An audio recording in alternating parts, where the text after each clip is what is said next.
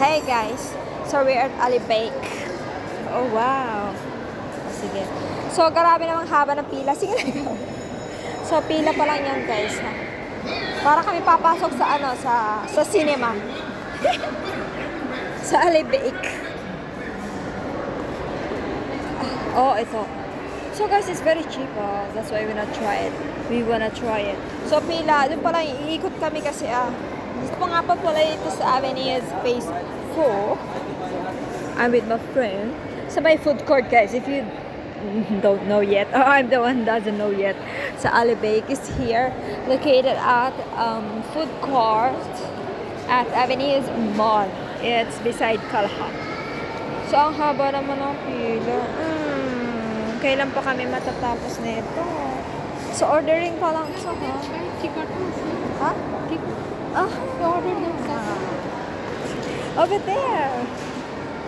So pala, wait lang, we forgot the ticket. So ayun nga guys, mag-order pa lang kami ng ng chicken. Mura lang kasi mga chicken nila dito kaya nagka-interest kami.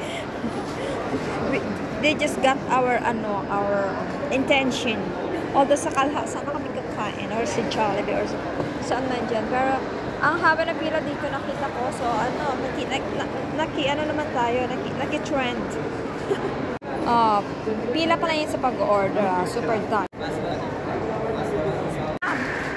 What did you order, madam? Done ordering? It takes so long. So ayan, tapos na mag-order. Diyos ko, ang daming tao naman. So magkikipag-suffer pa kami sa pilahan sa pangolekta pa lang ng order. Okay? So di pa tapos tiyaan ang aming kalbaryo. Ayan, malapit na kami.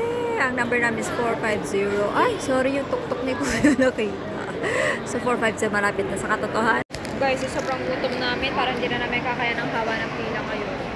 Oh, nasa palagitnaan pa lang ng pagutuman. Oh wow! After 10 moments later, malapit na po kami ha. Sobrang lapit na. Isang guhit. Para talagang airport to sa haba ng